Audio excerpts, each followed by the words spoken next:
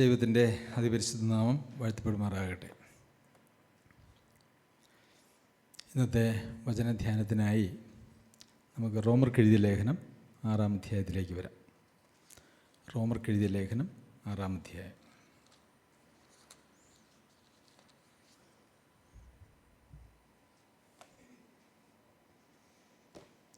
അതിൻ്റെ 22-ാമത്തെ വാക്യം നാം ഇപ്രകാരമാണ് അവിടെ വായിക്കുന്നത്: എന്നാൽ ഇപ്പോൾ പാപത്തിൽ നിന്ന് സ്വാതന്ത്ര്യം പ്രാപിച്ച് ദൈവത്തിന് ദാസന്മാരായിരിക്കിയാൽ നിങ്ങൾക്ക് ലഭിക്കുന്ന ഫലം വിശുദ്ധീകരണവും അതിൻ്റെ അന്തം നിത്യജീവനും ആകുന്നു.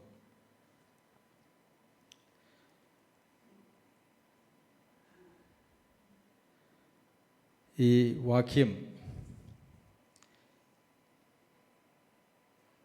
വളരെ കുറവ് മാത്രം ഒരുപക്ഷെ ക്രിസ്തീയ ലോകത്ത് പ്രസംഗിച്ചിട്ടുള്ളതായ ഒരു വാക്യമാണ് എന്ന് ഞാൻ വിചാരിക്കുന്നു.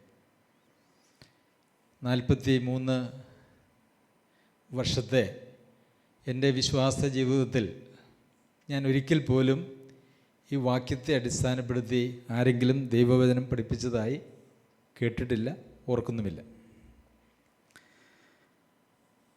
എന്നാൽ ക്രിസ്തീയ ജീവിതം എന്ത് എന്നുള്ളത് ഈ ഒരു വാക്യത്തിൽ വളരെ കൃത്യമായി ഒരു ഡയഗ്രം പോലെ, ഒരു പടം പോലെ വരച്ചു തന്നിട്ടുണ്ട് എന്നുള്ളത് ഈ വാക്യം പരിശോധിച്ചാൽ നമുക്ക് കാണാനായിട്ട് സാധിക്കും.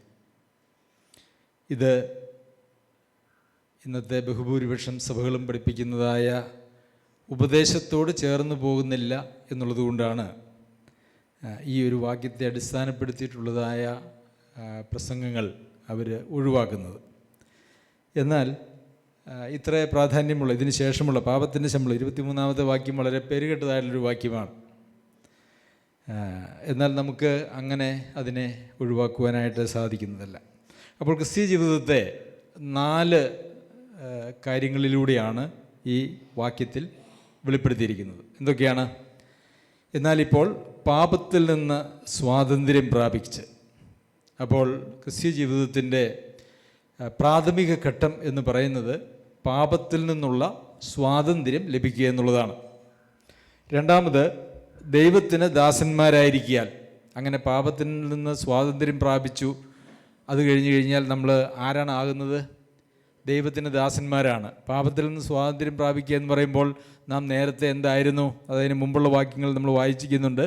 17-ാമത്തെ വാക്യത്തിൽ, എന്നാൽ നിങ്ങൾ പാപത്തിൻ്റെ ദാസന്മാരായിരുന്നുവെങ്കിലും. നാം നേരത്തെ പാപത്തിൻ്റെ ദാസന്മാരായിരുന്നു. അവിടെ നിന്നും ആ പാപത്തിൻ്റെ ദാസ്യത്വത്തിൽ നിന്നും നമുക്ക് സ്വാതന്ത്ര്യം ലഭിച്ചു. പിന്നെ നമ്മൾ സ്വതന്ത്രരായി എന്നാണോ വായിക്കുന്നത്? അല്ല, നമ്മൾ ആരായി? ദൈവത്തിന് ദാസന്മാരായി ആയിരിക്കയാൽ. അപ്പോൾ ദൈവത്തിൻ്റെ ദാസന്മാരാണ് ഇവിടെ റോമയിലുള്ള വിശ്വാസികൾ രക്ഷിക്കപ്പെട്ടിട്ട് കുറേ കാലങ്ങളായവരാണ്. അതിന് ശേഷമാണ് അവർക്ക് ലേഖനം എഴുതുന്നത്.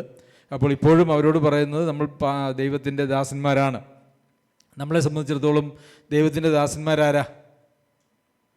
കർത്താവിൻ്റെ ദാസന്മാർ നമ്മൾ പറയുന്ന ആരെക്കുറിച്ചാ? ഇടയന്മാരെക്കുറിച്ചും മൂപ്പന്മാരെക്കുറിച്ചൊക്കെയാണ് കർത്താവിൻ്റെ ദാസന്മാരെന്ന് പറയുന്നത്. പക്ഷെ അങ്ങനെ ഒരു കാര്യം യഥാർത്ഥത്തിൽ ഇല്ല. പിന്നെയും ഞങ്ങളുടെ ദാസന്മാരെന്ന് പറഞ്ഞാൽ അതിൽ വചനത്തിൽ എന്തെങ്കിലും ഒരു വാക്യമുണ്ട് അല്ലേ? ഞങ്ങളുടെ ഇടയിൽ ഞങ്ങളുടെ ദാസനാണെന്ന് പറഞ്ഞാൽ അതിന് വാക്യമുണ്ട്. എന്നാൽ കർത്താവിൻ്റെ ദാസരാണ് അവർ, ഞങ്ങളൊന്നും അങ്ങനെ കർത്താവിൻ്റെ ദാസന്മാരല്ല എന്നുള്ള ധ്വനി ആ പ്രയോഗത്തിലുള്ളതുകൊണ്ട് അത് ശരിയല്ലാത്ത ഒരു പ്രയോഗവുമാണ്. എല്ലാവരും ദൈവത്തിൻ്റെ ദാസന്മാരാണ്, അല്ലെങ്കിൽ കർത്താവിൻ്റെ ദാസന്മാരാണ്. ശരി, കർത്താവിൻ്റെ ദാസന്മാരായിരിക്കാൻ. അപ്പോൾ അത് തുടർമാനമായ പ്രസൻറ്റ് കണ്ടിന്യൂസ്, ഇപ്പോൾ തുടർമാനമായി നടക്കുന്ന ഒരു കാര്യമാണ് കർത്താവിൻ്റെ ദാസന്മാരായിരിക്കാൻ. പിന്നെ അതിൽ നിന്ന് ലഭിക്കുന്നതായിട്ടുള്ള ഫലം എന്താണെന്ന് ചോദിച്ചാൽ എന്താണ്? വിശുദ്ധീകരണം, അതിൻ്റെ അന്തം നിത്യജീവൻ. അപ്പോൾ 4 കാര്യങ്ങളാണ് ഒരു വ്യക്തിയുടെ ക്രിസ്തീയ ജീവിതത്തെ സംബന്ധിച്ച് നമുക്ക് കാണാനായിട്ട് സാധിക്കുന്നത്. അപ്പോൾ ഇതിൽ ചുരുക്കമായി നമ്മുടെ മുമ്പിലുള്ള സമയത്ത് അതിനെക്കുറിച്ച് ഒന്ന് വിശദീകരിക്കാം എന്ന് ഞാൻ വിചാരിക്കുന്നു. എന്നാൽ ഇപ്പോൾ പാപത്തിൽ നിന്ന് സ്വാതന്ത്ര്യം പ്രാപിച്ച്, അല്ലെങ്കിൽ പ്രാപിച്ചു, അതാണ് ക്രിസ്തീയ ജീവിതത്തിൻ്റെ ആദ്യത്തെ പടി എന്ന് പറയുന്നത്. ഇന്ന് നമ്മൾ ക്രിസ്ത്യാനികൾ അല്ലെങ്കിൽ വിശ്വാസികൾ എന്ന് പറയുന്നതായിട്ടുള്ള ആളുകളോട് കഴിഞ്ഞ കാലങ്ങളിലൊക്കെ ഞാൻ സംസാരിക്കുമ്പോൾ പാപത്തിൽ നിന്ന് സ്വാതന്ത്ര്യം പ്രാപിച്ചോ എന്ന് ചോദിച്ചാൽ ആളുകൾ പറയുന്നത് എന്താ? അയ്യോ ഇല്ല, ഞാൻ എപ്പോഴും വീണു പോകുന്ന ഒരാളാണ്. അങ്ങനെ പാപത്തിൽ നിന്ന് സ്വാതന്ത്ര്യം പ്രാപിക്കുക, ഒരു സഭയിലെ ഒരു മിഷണറി ആയിരിക്കുന്ന ആൾ ഒരിക്കൽ പ്രസംഗിക്കുന്നത് ഞാൻ കേട്ടത് ഇപ്രകാരമാണ്: പാപത്തിൽ നിന്നുള്ള സ്വാതന്ത്ര്യം പ്രാപിക്കുക എന്ന് പറഞ്ഞാൽ അതൊരു തത്വം മാത്രമാണ്, അതൊരിക്കലും ഒരു യാഥാർത്ഥ്യമല്ല എന്നുള്ളതാണ്.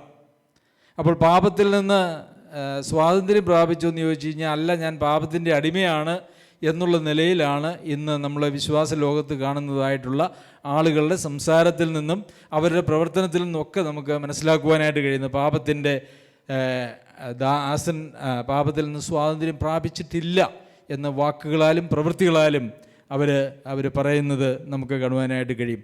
എന്നാൽ ക്രിസ്തീയ ജീവിതത്തിൻ്റെ ആരംഭം എന്ന് പറയുന്നത് ഈ പാപത്തിൽ നിന്നുള്ള സ്വാതന്ത്ര്യം പ്രാപിക്കുന്നതിൽ മാത്രം തുടങ്ങുന്നതായ കാര്യമാണ്. അപ്പോൾ എങ്ങനെയാണ് ഈ പാപത്തിൽ നിന്ന് സ്വാതന്ത്ര്യം പ്രാപിക്കുന്നത് എന്നുള്ളത് വളരെ കൃത്യമായി നമുക്ക് മനസ്സിലാക്കേണ്ടത് ആവശ്യമാണ്. ദൈവവചനത്തിൽ നിന്ന്, ന്യായപ്രമാണത്തിൽ നിന്നാണെങ്കിലും ദൈവത്തിൻ്റെ വചനത്തിൽ നിന്നാണെങ്കിലും ഒരു വള്ളിയോ പുള്ളിയോ എങ്കിലും മാറ്റുവാൻ ആർക്കും കഴിയുകയില്ല, അല്ലേ? ലോകത്തിൽ വള്ളിയോ പുള്ളിയോ പോലും, കാരണം വള്ളിയും പുള്ളിയും മാറ്റിയാൽ വരെ അർത്ഥത്തിന് വ്യത്യാസം വരുമെന്നുള്ളത് കൊണ്ട് ദൈവവചനത്തിൻ്റെ പഠനം ഏറ്റവും സൂക്ഷ്മമായിരിക്കണം. അതിനകത്ത് ഒരു വള്ളി മാറ്റിയിട്ട് പഠിപ്പിച്ചാൽ അതൊരു പക്ഷേ ദൈവവചനത്തോട് കൂട്ടുന്നതോ അല്ലെങ്കിൽ കുറയ്ക്കുന്നതോ ആകുവാനായിട്ടുള്ള സാധ്യതയുള്ളതുകൊണ്ട് നമുക്ക് എന്തെങ്കിലും പാരമ്പര്യ വിശ്വാസങ്ങളെയോ പാരമ്പര്യമായിട്ടുള്ള കാഴ്ചപ്പാടുകളെയോ ബോധ്യങ്ങളെയോ വെച്ചുകൊണ്ടല്ല, മറിച്ച് നിർമ്മലമായ ദൈവവചനത്തിൻ്റെ മുമ്പാകെ നിർമ്മല മനസാക്ഷിയോടെ നാം നിൽക്കേണ്ടത് ഏറ്റവും ആവശ്യമാണ്. അപ്പോൾ ദൈവവചനം ഒരു മനുഷ്യൻ പാപത്തിൽ നിന്ന് സ്വാതന്ത്ര്യം പ്രാപിക്കാനായിട്ട് വെച്ചിരിക്കുന്ന വഴിയെ നാം കൃത്യമായിട്ട് മനസ്സിലാക്കി ആ വഴിയിലൂടെ സഞ്ചരിക്കുമ്പോൾ മാത്രമാണ് പാപത്തിൽ നിന്നുള്ള സ്വാതന്ത്ര്യം നമുക്ക് ലഭിക്കുന്നത്. പാപത്തിൽ നിന്നുള്ള സ്വാതന്ത്ര്യം ലഭിച്ചോ എന്ന് ചോദിച്ചാൽ വല്ല കാലത്തും എപ്പോഴെങ്കിലുമൊക്കെ പാപത്തിൽ വീണു പോകുന്നതിനെക്കുറിച്ചല്ല, മറിച്ച് ഞാൻ പാപത്തിൽ തന്നെ ജീവിക്കുന്നു, എനിക്ക് ആരോടും ക്ഷമിക്കാനായിട്ട് കഴിയുന്നില്ല, എനിക്ക് ആരോടും പൊറുക്കുവാനായിട്ട് കഴിയുന്നില്ല, എനിക്ക് സ്നേഹിക്കുവാനായിട്ട് കഴിയുന്നില്ല, എൻ്റെ മനസ്സിൽ കയ്പങ്ങനെ നിറഞ്ഞുകൊണ്ടിരിക്കുകയാണ്, ഞാൻ അനുസരിക്കുവാനായിട്ട് എനിക്ക് കഴിയുന്നില്ല എന്നൊക്കെ പറയുന്നതായിട്ടുള്ള ആളുകൾ യഥാർത്ഥത്തിൽ പാപത്തിൻ്റെ ദാസ്യത്വത്തിലാണ്. അവർ പാപത്തിൽ നിന്ന് സ്വാതന്ത്ര്യം പ്രാപിച്ചിട്ടില്ല എന്നുള്ളതൊരു യാഥാർത്ഥ്യമാണ്. എന്നാൽ പാപത്തിൽ നിന്ന് സ്വാതന്ത്ര്യം പ്രാപിച്ചവരെ സംബന്ധിച്ചിടത്തോളം അവർ എപ്പോഴെങ്കിലുമൊക്കെ ചിലപ്പോൾ ഒന്ന് വീണു പോകാനായിട്ടുള്ള സാധ്യതയുണ്ട്. അവർക്ക് പക്ഷേ അവിടെ കിടക്കുവാനായിട്ട് കഴിയില്ല. അവർ ഉടനെ തന്നെ മാനസാന്തരപ്പെട്ട് യഥാസ്ഥാനപ്പെട്ട് കർത്താവിൻ്റെ വഴിയെ അവർ പോകുന്നത് നമുക്ക് കാണുവാനായിട്ട് സാധിക്കും. അപ്പോൾ ഈ പാപത്തിൽ നിന്നുള്ള സ്വാതന്ത്ര്യം എന്ന് പറയുന്നത് ഇത്രയേറെ പ്രാധാന്യവും ക്രിസ്തീയ ജീവിതത്തിൻ്റെ ഏറ്റവും പ്രാഥമിക ഘട്ടവുമായിരിക്കെ ആ ഒരു യാഥാർത്ഥ്യത്തെ മനസ്സിലാക്കിയില്ല എങ്കിൽ നമുക്ക് ഒരിക്കലും ഈ ക്രിസ്തീയ ജീവിതം എന്ന് പറയുന്നത് സാധിക്കുകയില്ല. ഈ പാപത്തിൽ നിന്നിൻ്റെ ദാസ്യത്തിൽ നിന്ന് വിടുതൽ ലഭിച്ചാൽ മാത്രമാണ് ദൈവത്തിൻ്റെ ദാസന്മാരായിട്ട് തീരുവാനായിട്ട് കഴിയുക. കാരണം പാപത്തിൻ്റെയും ദൈവത്തിൻ്റെയും ദാസനായിട്ട് ഒരിക്കലും ഒരേ സമയത്ത് മുമ്പോട്ട് പോകാനായിട്ട് കഴിയുമോ? ഇല്ല, കഴിയില്ല. അപ്പോൾ ഒരിടത്തു നിന്ന് സ്വാതന്ത്ര്യം പ്രാപിച്ചാലേ നമുക്ക് വേറൊരാൾക്ക് ദാസനായിട്ട് തീരുവാൻ കഴിയുള്ളൂ, അല്ലേ? ശരിയല്ലേ? അപ്പോൾ ഇത് നാം വളരെ വ്യക്തമായി മനസ്സിലാക്കേണ്ടത് ആവശ്യമാണ്. ഇന്ന് തെറ്റായിട്ടുള്ള സുവിശേഷം, തെറ്റായിട്ടുള്ള വചനം ലോകത്തുടനീളം പ്രചരിക്കുകയും അങ്ങനെയുള്ള വിശ്വാസത്തിലും സുവിശേഷത്തിലും വിശ്വസിക്കുകയും ചെയ്തിരിക്കുന്നതായിട്ടുള്ള ആളുകളാണ് ഇന്ന് ലോകത്ത് നമുക്ക് കാണുവാൻ കഴിയുന്നതിൽ ഏറെയും. അതുകൊണ്ട് തന്നെ ശരിയായിട്ടുള്ളൊരു വിശ്വാസം എന്ന് പറയുന്നത് ഈ കാലഘട്ടത്തിൽ വളരെ കുറവാണ്. കർത്താവ് പറഞ്ഞതും അതിനെക്കുറിച്ചാണ്. എന്താണ്? മനുഷ്യപുത്രൻ വരുമ്പോൾ ഭൂമിയിൽ വിശ്വാസം കണ്ടെത്തുന്നത്. ദൈവത്താൽ അംഗീകരിക്കപ്പെട്ട സ്വീകരിക്കപ്പെട്ടതായിട്ടുള്ള വിശ്വാസമുള്ള ആളുകളെ കണ്ടെത്തുവാൻ ലോകത്തിൽ പ്രയാസമായിരിക്കും എന്നാണ് കർത്താവ് പറഞ്ഞത്. ശരി, എങ്ങനെയാണ് ഒരാൾക്ക് പാപത്തിൽ നിന്നുള്ള സ്വാതന്ത്ര്യം പ്രാപിക്കുവാനായിട്ട് കഴിയുക? എങ്ങനെയാണ് കഴിയുക? സമയത്തിൻ്റെ കുറവുകൊണ്ട് എല്ലാ വാക്യങ്ങളിലേക്കും ഞാൻ കടന്നു പോകുവാനായിട്ട് നമുക്ക് പരിമിതികളുണ്ട്. ഇന്ന് 12:30 നമ്മുടെ കർത്തൃമേശയ്ക്ക് ശേഷം നമ്മളുടെ മീറ്റിംഗ് അവസാനിപ്പിക്കും. നമുക്കിന്ന് സെമിത്തേരിയിൽ ഒരു പുതുപ്പണി നമ്മൾ കഴിഞ്ഞ ആഴ്ച പറഞ്ഞിട്ടുണ്ടായിരുന്നല്ലോ. കഴിയുന്നത് എല്ലാവരും അതിലേക്ക് വരണം എന്ന് അപേക്ഷിക്കുന്നു. ശരി, എങ്ങനെയാണ് പാപത്തിൽ നിന്നുള്ള സ്വാതന്ത്ര്യം പ്രാപിക്കുക? എങ്ങനെയാണ് പാപത്തിൽ നിന്ന് സ്വാതന്ത്ര്യം പ്രാപിക്കുക?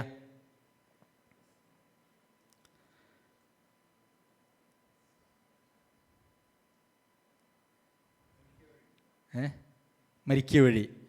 അതൊരു ഉത്തരമാണ്. എന്നാൽ അതിൻ്റെ ക്രമമായിട്ട് ആ ഒരു കാര്യത്തെ നമുക്ക് കൃത്യമായി അത് മനസ്സിലാക്കേണ്ടതിന് വേണ്ടി പറയുവാനായിട്ട് ഞാൻ ആഗ്രഹിക്കുന്നു. ഒന്ന്, സുവിശേഷം നമ്മൾ കേൾക്കുന്നു, അല്ലേ? സുവിശേഷം പ്രസംഗിക്കുന്നു, അല്ലെങ്കിൽ നാം വായിക്കുന്നു, അത് നാം കേൾക്കുന്നു.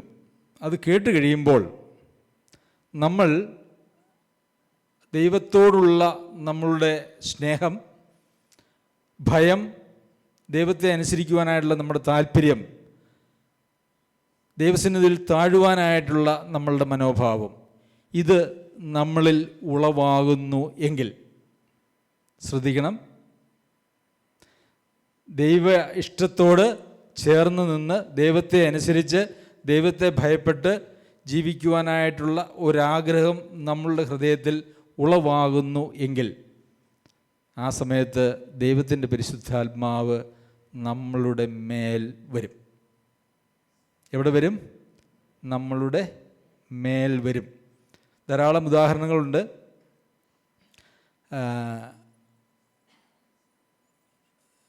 നമ്മൾ അപ്പസ്തോല പ്രവൃത്തികൾ 16-ാമത്തെ അധ്യായത്തിൽ അവിടെ നമ്മൾ 14-ാമത്തെ വാക്യം 16-14 തുയത്തൈര പട്ടണക്കാരത്തെയും രക്താംബരം വിൽക്കുന്നവളുമായി ലുദിയ എന്നു പേരുള്ള ദൈവഭക്തിയായ സ്ത്രീ കേട്ടുകൊണ്ടിരുന്നു. പൗലോസ് സംസാരിച്ച് ശ്രദ്ധിക്കേണ്ടതിന് കർത്താവ് അവളുടെ ഹൃദയം തുറന്നു. അപ്പോൾ ആ വാക്യത്തിൽ നമ്മൾ എന്താ കാണുന്നേ? ദൈവഭക്തിയായ ഒരു സ്ത്രീ കേട്ടുകൊണ്ടിരുന്നു, അല്ലേ? രക്ഷിക്കപ്പെട്ടതാണോ? അല്ല, സുവിശേഷം കേട്ടുകൊണ്ടിരിക്കുകയാണ്. രക്ഷിക്കപ്പെട്ട സ്ത്രീയല്ല. പക്ഷെ എന്താണ് പ്രത്യേകത? ദൈവഭക്തയായിരുന്നു, കേട്ടുകൊണ്ടിരുന്നു. അപ്പോൾ എന്താ അവിടെ സംഭവിച്ചേ? കർത്താവ് അവളുടെ ഹൃദയത്തെ തുറന്നു, അല്ലേ? അപ്പോൾ ഈ കേൾക്കുന്നതെല്ലാം ഹൃദയം തുറക്കാതെ മനസ്സിലാക്കുവാൻ കഴിയുമോ? കഴിയില്ല. നമ്മൾ ദൈവവചന സന്ദേശങ്ങൾ നമ്മൾ കേട്ടുകൊണ്ടിരുന്നാൽ, രക്ഷിക്കപ്പെട്ടവരെ കുറിച്ചല്ല ഞാനിപ്പോൾ പറയുന്നത്, രക്ഷിക്കപ്പെട്ടവരെ സംബന്ധിച്ചിടത്തോളം അത് ബാധകമാണ്. കേട്ടുകൊണ്ടിരുന്നാൽ അത് നമുക്ക് പ്രയോജനമായിക്കൊള്ളണമെന്നില്ല. ഇന്ന് രാവിലെയും വൈകുന്നേരവും ടി വിയിലും മറ്റ് യൂട്യൂബിലുമൊക്കെ ധാരാളം വചനം കേൾക്കുന്നതായിട്ടുള്ള ആളുകളുണ്ട്. പക്ഷേ അവർ ദൈവഭക്തി എന്ന് പറഞ്ഞാൽ ഞാൻ നേരത്തെ പറഞ്ഞതുപോലെ ദൈവത്തോടുള്ള ദൈവേഷ്ടം ചെയ്യുവാനായിട്ടുള്ള താല്പര്യം, പാപത്തിൽ നിന്ന് വിട്ടുനിൽക്കുവാനായിട്ടുള്ള താല്പര്യം, ദൈവത്തെ അനുസരിക്കുവാനായിട്ടുള്ള താല്പര്യം, ദൈവോന്മുഖമായി ജീവിക്കുവാനായിട്ടുള്ള താല്പര്യം അവരിലുണ്ടെങ്കിൽ ആദ്യം സംഭവിക്കുന്നത് എന്താണ്? അവരെ തന്നെ ദൈവസന്നിധിയിൽ താഴ്ത്തുകയാണെങ്കിൽ ദൈവാത്മാവിൻ്റെ പ്രവർത്തനം അവരുടെ ഹൃദയങ്ങളിലേക്ക് ദൈവം കൊടുക്കും. അവരുടെ മേൽ ദൈവാത്മാവ്, അവരുടെ മേൽ എന്ന് പറയുന്നത് പ്രത്യേകം ശ്രദ്ധിക്കണം, ദൈവാത്മാവ് വരും. ആ ദൈവവചനം കേൾക്കുന്നതിനും അത് മനസ്സിലാക്കുന്നതിനും മാനസാന്തരപ്പെടുന്നതിനും വേണ്ടുന്നതായിട്ടുള്ള എല്ലാ കൃപയും എവിടുന്ന് ലഭിക്കുന്നു? നമ്മുടെ മേൽ വന്ന പരിശുദ്ധാത്മാവിൽ നിന്നും നമുക്ക് ലഭിക്കുന്നു. അങ്ങനെയല്ലേ വചനം പറയുന്നത്? എഫേസ്യർക്ക് എഴുതിയ ലേഖനം 2-ാം അധ്യായത്തിൽ കൃപയാലല്ലോ വിശ്വാസം മൂലം നിങ്ങൾ രക്ഷിക്കപ്പെട്ടിരിക്കുന്നത്. അപ്പോൾ എന്താണ് ആദ്യം വന്നത്? ആദ്യം വന്നത് എന്താ? കൃപയാണ്. കൃപ എവിടെ നിന്നാണ് വരുന്നത്? ദൈവത്തിൽ നിന്ന് വരുന്നതാണ്, പരിശുദ്ധാത്മാവിൽ നിന്ന് വരുന്നതാണ്. അപ്പോൾ കൃപയാലാണ് നാം രക്ഷിക്കപ്പെടുന്നത്. അതിനിടയ്ക്ക് വിശ്വാസം വരുന്നു. അപ്പോൾ നമ്മെ വിശ്വാസത്തിലേക്ക് നയിക്കുന്നത് എന്താണ്? ദൈവത്തിൻ്റെ കൃപയാണ്. ആ ദൈവത്തിൻ്റെ കൃപ നമുക്ക് ലഭിക്കുന്നത് എപ്പോഴാണ്? നാം ദൈവത്തെ അനുസരിക്കുവാനുള്ള ആ ഒരു ദൈവഭക്തി എന്ന് പറയുന്നത് നമുക്ക് ആവശ്യമാണ്. കൊർന്നേലിയോസിൻ്റെ ജീവിതത്തിലേക്ക് നോക്കിയാലും കൊർന്നേലിയോസ് രക്ഷിക്കപ്പെട്ട ആളായിരുന്നോ? അല്ല. പക്ഷേ കൊർന്നേലിയോസിനെ കുറിച്ച് പറഞ്ഞിരിക്കുന്ന വാക്കുകൾ എന്തൊക്കെയാണ്? ഭക്തനായിരുന്നു, അല്ലേ? ദൈവഭക്തനായിരുന്നു. ആ ദൈവഭക്തിയുടെ പ്രത്യേകത എന്താണെന്നറിയാമോ? അവർ ദൈവത്തെ അനുസരിക്കുവാനായിട്ടുള്ള ഒരു മാനസികമായ ഒരു തയ്യാറെടുപ്പുള്ള, ദൈവത്തിന് കീഴടങ്ങുവാനായിട്ടുള്ള ഒരു മനസ്സുള്ള ആളുകളായിരുന്നു കൊർന്നേലിയോസിൻ്റെ ഭവനത്തിലേക്ക് പത്രോസ് അപ്പോസ്തലൻ ചെന്ന് അവിടെ പ്രസംഗിക്കാൻ തുടങ്ങുമ്പോൾ, അല്ലേ, വചനം പ്രസംഗിച്ചുകൊണ്ടിരിക്കുമ്പോൾ പരിശുദ്ധാത്മാവ് അവരുടെ മേൽ വന്നു, അല്ലേ? അവരുടെ മേൽ വന്നു. അവിടെ നമ്മൾ ശ്രദ്ധിക്കണം, അവരുടെ മേൽ വന്നു. അവർ പിന്നെ വിശ്വസിച്ചു, സ്നാനം ഏറ്റുവെന്നാണ് നമ്മൾ കാണുന്നത്. അപ്പോൾ നമ്മെ യഥാർത്ഥത്തിൽ മാനസാന്തരത്തിലേക്കും വിശ്വാസത്തിലേക്കും നമ്മളെ നടത്തുന്നത് തന്നെ ഒരു ദൈവികമായിട്ടുള്ള പരിപാടിയിലാണ്. പക്ഷേ അതിനകത്ത് നമുക്ക് വേണ്ടത് സമ്പൂർണ്ണമായി ദൈവത്തെ അനുസരിക്കുവാനായിട്ടുള്ള ഒരു താല്പര്യം എന്നുള്ളതാണ്. ആ സമയത്ത് മാത്രമേ ദൈവാത്മാവിന് നമ്മിൽ പ്രവർത്തിച്ച് നമുക്ക് കൃപ തന്ന് നമ്മെ ആ വിശ്വാസത്തിൻ്റെ പാതയിൽ നമ്മെ കൊണ്ടുപോകുവാനായിട്ട് കഴിയുകയുള്ളൂ. ശരി, മറ്റെന്തെങ്കിലും വാക്യങ്ങളുണ്ടോ ഈ കാര്യത്തെക്കുറിച്ച്? ലുദിയയുടെ ഹൃദയം തുറന്നതിനെക്കുറിച്ച് നമ്മൾ വായിച്ചു. കൃപയാലാണ് വിശ്വാസം മൂലം രക്ഷിക്കപ്പെടുന്നത് എന്നുള്ളത് നമ്മൾ വായിച്ചു. കൊരിന്ത്യർ ലേഖനത്തിൽ ഒന്നാം ലേഖനം 12-ാം അധ്യായത്തിൽ പൗലോസ് അപ്പോസ്തലൻ പ്രകാരം പറയുന്നുണ്ട്, പരിശുദ്ധാത്മാവിലല്ലാതെ യേശുവിനെ കർത്താവ് എന്ന് പറയുവാൻ ആർക്കും കഴിയുകയില്ല. പരിശുദ്ധാത്മാവിലല്ലാതെ യേശുവിനെ കർത്താവ് എന്ന് പറയുവാൻ ആർക്കും കഴിയുകയില്ല. അപ്പോൾ യേശുവിനെ കർത്താവ് എന്ന് നമ്മുടെ ജീവിതത്തിൽ ഏറ്റുപറയുന്നതിന് മുമ്പ് നമ്മളിൽ ആര് വരണം? നമ്മളുടെ മേൽ ആര് വരണം? പരിശുദ്ധാത്മാവ് വരേണ്ടത് ആവശ്യമാണ്. ഇങ്ങനെ ഈ സൂചനകൾ നൽകുന്നതായിട്ടുള്ള ധാരാളം വാക്യങ്ങൾ നമുക്ക് കാണുവാനായിട്ട് സാധിക്കും. സകല മനുഷ്യർക്കും രക്ഷാകരമായ ദൈവകൃപ ഉദിച്ചുവല്ലോ. സകല മനുഷ്യർക്കും രക്ഷാകരമായ ദൈവകൃപ, രക്ഷിക്കപ്പെടുന്നവർക്ക് കൊടുക്കുന്നതായിട്ടുള്ള ദൈവകൃപ എന്നുള്ളതല്ല, രക്ഷയ്ക്ക് കാരണമായിട്ടുള്ള ദൈവകൃപ സകല മനുഷ്യർക്കും ഉദിച്ചിട്ടുണ്ട്. പക്ഷേ നാം അതിന് വിധേയപ്പെടുന്നുണ്ടോ ഇല്ലയോ എന്നുള്ളതാണ് അവിടെ കാര്യം. അപ്പോൾ നാം ദൈവത്തെ അനുസരിക്കുവാനായിട്ടുള്ള ഒരു നല്ല ഹൃദയത്തോടെ, ഭക്തിയുള്ളൊരു ഹൃദയത്തോടെ, ഭയമുള്ളൊരു ഹൃദയത്തോടെ ദൈവത്തിന് കീഴടങ്ങാനൊരു മനസ്സ് ഉണ്ടെങ്കിൽ മാത്രമാണ് സുവിശേഷം കേൾക്കുമ്പോൾ നമുക്ക് വിശ്വസിക്കുവാനായിട്ടുള്ള ദൈവത്തിൻ്റെ കൃപ ലഭിക്കുന്നത്. അത് വ്യക്തമായോ? ഇത് വചനപ്രകാരമാണോ? അതെ അല്ലേ ബൗസവര? അതെ, ഓക്കെ, ശരി. അടുത്ത സ്റ്റേജ് എന്താണ്? നമുക്ക് ദൈവാത്മാവ് നൽകുന്ന കൃപ മൂലം നമ്മൾ ദൈവവചനം കേൾക്കുന്നത്, കർത്താവ് നമ്മുടെ ഹൃദയങ്ങളെ തുറക്കുന്നതുകൊണ്ട് കേൾക്കുന്നതായിട്ടുള്ള ദൈവവചനം നമുക്ക് മനസ്സിലാകുന്നു. നമ്മുടെ പാപത്തെ സംബന്ധിക്കുന്ന ബോധ്യം നമുക്ക് വരുന്നു. പരിശുദ്ധാത്മാവിനെ ഈ ലോകത്തിലേക്ക് അയക്കാം, അതും മറ്റൊരു കാര്യമാണ് എന്ന് കർത്താവ് പറഞ്ഞതിന് വേണ്ടിയാണ്. പാപത്തെക്കുറിച്ചും നീതിയെക്കുറിച്ചും ന്യായവിധിയെക്കുറിച്ചും ലോകത്തിന് ബോധ്യപ്പെടുത്തുവാൻ. ലോകത്തിന് എന്നാണ് പറയുന്നത്, എന്നാൽ ദൈവമക്കൾക്കും അത് ബാധകമാണ്.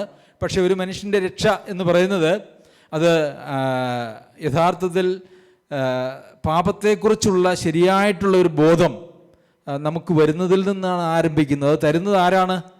പരിശുദ്ധാത്മാവാണ്. അപ്പോൾ രക്ഷയ്ക്കായ ജാതികൾക്ക് മാനസാന്തരം നൽകിയല്ലോ എന്ന് പറയുമ്പോൾ അതൊരർത്ഥത്തിൽ ദൈവാത്മാവിൻ്റെ ഒരു പ്രവർത്തനം തന്നെയാണ്. കാരണം പാപത്തെക്കുറിച്ചുള്ള ബോധ്യം വരുന്നത് പരിശുദ്ധാത്മാവാണ്. പാപത്തെക്കുറിച്ചും നീതിയെക്കുറിച്ചും ന്യായവിധിയെക്കുറിച്ചും ഒക്കെ ഉള്ളൊരു ബോധ്യം വരുന്നതിൽ നിന്നാണ് ഒരു മനുഷ്യൻ രക്ഷയുടെ വഴിയിലേക്ക് വരുന്നത് എന്നുള്ളത് നമുക്കറിയാമല്ലോ. അപ്പോൾ ഈ പാപത്തെക്കുറിച്ചുള്ള ബോധ്യം വരണം. എന്താണ് പാപം എന്ന് പറയുന്നത്? എന്താണ് പാപം? നമ്മളെ സംബന്ധിച്ചിടത്തോളം പാപം, ഞാനൊരു പാപിയാണെന്ന് പറയുമ്പോൾ നമ്മളെന്താ അർത്ഥമാക്കുന്നതെന്ന് അറിയാമോ? അല്ലെങ്കിൽ ഒരു രക്ഷിക്കപ്പെടാൻ പോകുന്ന ഒരാൾ പാപിയാണെന്ന് പറയുമ്പോൾ അദ്ദേഹം അർത്ഥമാക്കുന്നത്, സ്ത്രീയോ പുരുഷനോ ആരാണെങ്കിലും അർത്ഥമാക്കുന്നത്, അയ്യോ ഞാൻ നുണ പറഞ്ഞിട്ടുണ്ട്, ഞാൻ കള്ളസാക്ഷ്യം പറഞ്ഞിട്ടുണ്ട്, എന്നിൽ അസൂയയുണ്ട്, പിണക്കമുണ്ട്. അസൂയം പിണക്കമൊന്നും അങ്ങനെ അധികം അങ്ങനെ വരുന്നില്ല. അല്ലെങ്കിൽ വ്യഭിചാരം, അല്ലെങ്കിൽ അങ്ങനെ കൊലപാതകമൊക്കെ അപൂർവമാണ്. അങ്ങനെയുള്ള കാര്യങ്ങൾ, ചില കാര്യങ്ങളാണ് യഥാർത്ഥത്തിൽ പാപം എന്ന് പറഞ്ഞു കഴിഞ്ഞാൽ നമ്മൾ മനസ്സിലാക്കുന്നത്. പൊതുവിൽ എല്ലാവരും അല്ലേ? ഇപ്പം പാപമുണ്ടോ, നമ്മളിൽ പാപമുണ്ടോ എന്ന് ചോദിച്ചാൽ നമ്മുടെ മനസ്സിലേക്ക് ആദ്യം വരുന്നത് എന്താ? എനിക്ക് ആരോടെങ്കിലും പിണക്കമുണ്ടോ? അത് നമ്മുടെ സഭയിൽ കേട്ടോ. പുറത്തുള്ള സഭയിൽ പാപമുണ്ടോ എന്ന് ചോദിച്ചു കഴിഞ്ഞാൽ പിണക്കമൊന്നും അവരുടെ ലിസ്റ്റിൽ പാപമേ അല്ല. അതൊന്നും ഒരു പാപത്തിൻ്റെ ലിസ്റ്റിൽ വരുന്നതല്ല. അപ്പോൾ പാപം എന്ന് പറഞ്ഞാൽ എന്താ? പരിശുദ്ധാത്മാവ്, പാപത്തെക്കുറിച്ച് പരിശുദ്ധാത്മാവ് ബോധം വരുത്തുന്നാണ് പറഞ്ഞത്. അപ്പോൾ ഈ പരിശുദ്ധാത്മാവ് വേണോ പാപത്തെക്കുറിച്ച് നമുക്ക് ബോധ്യം വരുത്താൻ? നമുക്കറിയില്ലേ? ഇതെന്താ വ്യത്യാസം? പാപം എന്താണെന്നൊക്കെ നമുക്കറിയാൻ പാടില്ലേ? അറിയാവോ? എന്താണ് പാപത്തിൻ്റെ? എത്രയോ ലിസ്റ്റ് ബൈബിളിൽ തന്നിട്ടുണ്ടല്ലേ? ആ ലിസ്റ്റ് എടുത്ത് നോക്കിയാൽ പോരാ. പാപം എന്ന് പറയുന്നതും പാപങ്ങൾ എന്ന് പറയുന്നത് രണ്ടാണ്. പാപം എന്ന് പറയുന്നത് പാപങ്ങളെക്കുറിച്ച് ബോധം വരുത്തുവാൻ എന്നല്ല, പാപത്തെക്കുറിച്ച് ബോധം വരുത്തുവാൻ എന്നാണ്. പാപം എന്ന് പറയുന്നത് ദൈവത്തിൻ്റെ ഇഷ്ടം ചെയ്യാതെ, കഴിഞ്ഞ ആഴ്ച സൗരം പഠിപ്പിച്ചെന്ന് തോന്നുന്നു ആ വിഷയം, ദൈവത്തിൻ്റെ ഇഷ്ടം ചെയ്യാതെ സ്വന്തം ഇഷ്ടം ചെയ്യുന്നതാണ് പാപം. അതിൽ വരുന്നതാണ് ഈ പാപങ്ങളെല്ലാം. കഴിഞ്ഞ ആഴ്ച സൗരം പറഞ്ഞ ആരെങ്കിലും ശ്രദ്ധിച്ചായിരുന്നോ? രമണി സഹോദരി ശ്രദ്ധിച്ചു. അപ്പോൾ പാപം എന്ന് പറയുമ്പോൾ നമ്മളുടെ മനസ്സിലേക്ക് വരേണ്ടത് ഏതെങ്കിലും ചില പാപങ്ങളുടെ ലിസ്റ്റ് അല്ല, മറിച്ച് ഞാൻ ദൈവേഷ്ടത്തിന് പകരം എൻ്റെ ഇഷ്ടം ചെയ്യുന്നു. ദൈവേഷ്ടത്തിന് വിരോധമായി എൻ്റെ ഇഷ്ടം ചെയ്യുന്നത് മുഴുവനാണ് പാപം. അതാണ് പരിശുദ്ധാത്മാവ് വെളിപ്പെടുത്തുന്ന പാപം എന്ന് പറഞ്ഞുകൊണ്ട് ചില മാസങ്ങൾക്ക് മുമ്പ്, ഒരു വർഷം കഴിഞ്ഞെന്ന് തോന്നുന്നു, നമ്മളതിനെക്കുറിച്ചൊരു വചനം ഇവിടെ നമ്മൾ പ്രസംഗിച്ചതാണ്. അപ്പോൾ നമുക്ക് പാപത്തെക്കുറിച്ചുള്ള നമ്മുടെ കാഴ്ചപ്പാട് അടിമുടി മാറേണ്ടത് ആവശ്യമാണ്. പരിശുദ്ധാത്മാവ് നമ്മിൽ വെളിപ്പെടുത്തുന്ന നമ്മുടെ പാപം എന്ന് പറയുന്നത് അത് യഥാർത്ഥത്തിൽ നമ്മൾ കേൾക്കുന്നതായ വായിക്കുന്നതായിട്ടുള്ള പാപങ്ങളിൽ ചിലതല്ല, മറിച്ച് എന്താണ്? എൻ്റെ ഇഷ്ടം ചെയ്യുന്നതാണ്. ദൈവേഷ്ടത്തിന് വിരോധമായി എൻ്റെ ഇഷ്ടം ചെയ്യുന്നതാണ് എൻ്റെ പാപം. അപ്പോൾ എവിടുന്നാണ് പാപത്തിൽ നിന്ന് നമുക്ക് സ്വാതന്ത്ര്യം പ്രാപിക്കണമെന്ന് പറയുമ്പോൾ എവിടുന്നാണ് നമുക്ക് സ്വാതന്ത്ര്യം കിട്ടേണ്ടത്? എൻ്റെ ഇഷ്ടം ചെയ്യുക എന്ന് പറയുന്ന എൻ്റെ ജീവിതശൈലിയിൽ നിന്നും ഞാൻ ദൈവത്തിൻ്റെ ഇഷ്ടം ചെയ്യുക എന്ന് പറയുന്ന ഒരു ശൈലിയിലേക്ക് മാറുന്നതിനെയാണ് പാപത്തിൽ നിന്ന് സ്വാതന്ത്ര്യം പ്രാപിച്ച് ദൈവത്തിന് ദാസന്മാരാകുക എന്ന് പറഞ്ഞാൽ അതിൻ്റെ അർത്ഥം. മനസ്സിലായോ? അപ്പോൾ പാപത്തെക്കുറിച്ച് നാം വചനം കേൾക്കുമ്പോൾ ദൈവഭക്തരായ ഒരു മനോഭാവം, ദൈവഭക്തിയുടെ ഒരു മനോഭാവമാണ് നമ്മുടെ ജീവിതത്തിലുണ്ടെങ്കിൽ ദൈവാത്മാവ് നമ്മിൽ പാപങ്ങളെക്കുറിച്ചല്ല പാപത്തെക്കുറിച്ചുള്ള ഒരു ബോധ്യം തരും. ഈ പാപങ്ങൾ എന്ന് പറയുന്നതെല്ലാം നമ്മളുടെ ഇഷ്ടമാകട്ടോ, അതെല്ലാം നമ്മളുടെ ഇഷ്ടവും നമ്മുടെ താല്പര്യങ്ങളും നമ്മളുടെ വഴികളുമാണ്. അപ്പോൾ പരിശുദ്ധാത്മാവ് നമ്മളെ ബോധ്യപ്പെടുത്തുന്ന പാപം എന്താ? മകനെ, നീ ചെയ്യുന്നത് നിൻ്റെ ഇഷ്ടമാണ്. അത് ഏദനിൽ ആദാം ഹവ്വമാർ ദൈവേഷ്ടത്തിന് വിരോധമായി സ്വന്തം ഇഷ്ടം ചെയ്യാൻ തുടങ്ങിയതിൽ നിന്ന് ആരംഭിച്ചതാണ്. ഇന്ന് നീ മാനസാന്തരപ്പെടണം. എന്താണ് അവിടെ വരേണ്ടതായിട്ടുള്ള മാനസാന്തരം? ദൈവമേ, ഞാൻ എൻ്റെ ഇഷ്ടം ചെയ്ത് ഈ ലോകത്തിൽ ജീവിച്ചു. എൻ്റെ ഇഷ്ടം ചെയ്തപ്പോൾ ഞാൻ എൻ്റെ ജീവിതത്തിലെ ഒത്തിരി മേഖലകളിൽ പരാജയപ്പെട്ടു പോയി. ഞാൻ ദൈവത്തിൻ്റെ ഇഷ്ടത്തിൽ നിന്ന് അകന്നുപോയി. ഞാൻ തെറ്റിപ്പോയി.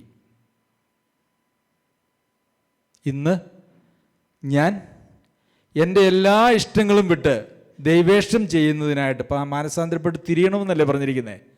അപ്പോൾ എൻ്റെ എല്ലാ ഇഷ്ടങ്ങളും വിട്ട് ദൈവേഷ്ടം ചെയ്യുന്നതിന് വേണ്ടിയിട്ട് ഞാൻ ഇന്ന് തീരുമാനിക്കുന്നു. ഞാൻ ഇന്ന് എന്നെ തന്നെ അതിനായിട്ട് തീരുമാനമെടുക്കുന്നു. അതാണ് മാനസാന്തരം. പിന്നെ എന്താണ്? നമ്മുടെ പാപത്തിൻ്റെ ഒരു പരിഹാരം വേണം, അല്ലേ? അതിന് കർത്താവായ യേശു ക്രിസ്തു കാൽവരിയിൽ ഞാൻ എൻ്റെ ഇഷ്ടമനുസരിച്ച് ജീവിച്ച എല്ലാ വഴികളിലും, ഞാൻ തെറ്റിപ്പോയ എല്ലാ മേഖലകളിലും, അതിനെല്ലാം ഒരു പരിഹാരം കർത്താവായ യേശു ക്രിസ്തു കാൽവരിയിൽ ഉണ്ടാക്കി എന്ന് ഞാൻ വിശ്വസിക്കുന്നു. അപ്പോൾ നമ്മുടെ പാപത്തിൻ്റെ പരിഹാരവുമായി ആത്മാർത്ഥതയോടുകൂടിയാണ് എങ്കിൽ അപ്പം വിശ്വാസം വന്നു, മാനസാന്തരം വന്നു, മാനസാന്തരപ്പെട്ട് തിരിഞ്ഞു, പിന്നെ പാപത്തെക്കുറിച്ചുള്ള ബോധ്യം നമുക്ക് കിട്ടി. പിന്നെ നമ്മൾ ആ അടുത്ത പടി എന്ന് പറയുന്നത് എന്താണ്? യേശുവേ, ഇന്ന് നീ എൻ്റെ കർത്താവായിട്ട് ഞാൻ ഇന്ന് നിന്നെ സ്വീകരിക്കുന്നു. അതാണ് ദൈവത്തിന് ദാസന്മാരാകുക എന്ന് പറയുന്നത്. നമ്മൾ ദൈവത്തിന് ദാസന്മാരാണ് എന്ന് പറയുമ്പോഴും ദൈവത്തെ നമ്മുടെ യജമാനായിട്ട് നാം സ്വീകരിക്കുന്നു എന്ന് പറയുന്നതും രണ്ടും ഒരേ കാര്യമാണ്. അങ്ങനെ നാം യേശുവിനെ കർത്താവ് എന്ന് ഏറ്റുപറയുന്നു. പിന്നെ എന്താ നമ്മൾ ചെയ്യുന്നത്? പെട്ടെന്ന് പറ. പിന്നെ എന്താണ്?